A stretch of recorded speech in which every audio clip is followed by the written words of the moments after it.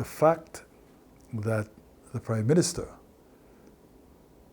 initially took to Cabinet this agreement, saying that the agreement was binding and that therefore the current administration, his cabinet, ought to approve a draft bill to go to Parliament to give effect to the definitive agreement.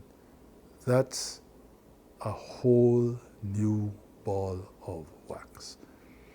What Contreras did was wrong. What the Prime Minister tried to do was also wrong.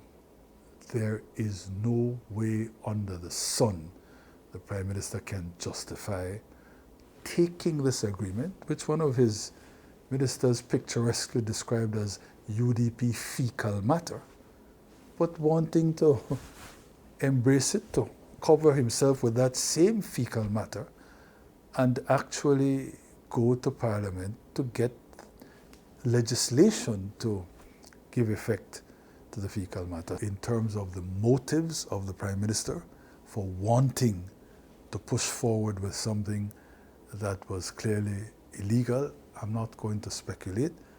All I'm going to say is clearly he, as well as Portico, in the same way that Portico must have known that that agreement was improper, the Prime Minister must have known that the agreement was improper. And so for him to want to go forward with that agreement is something that he's had the dickens of a time trying to explain, because it is inexplicable. We understand he's saying, well, okay, because Cabinet did not approve the agreement in the form in which he took it, well, they will seek to renegotiate now and take to the House something else that would see the agreement shorn of all these outrageous terms and conditions. That remains to be seen. I have my doubts as to whether the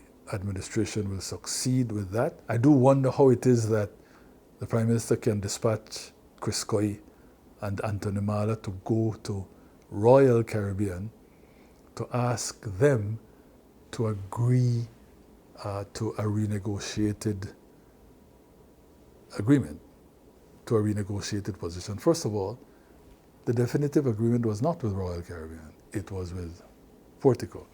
Clearly, Portico has a memorandum of understanding with Royal Caribbean, which is not binding, but that gives them some sort of comfort in terms of trying to raise the money to continue with their project.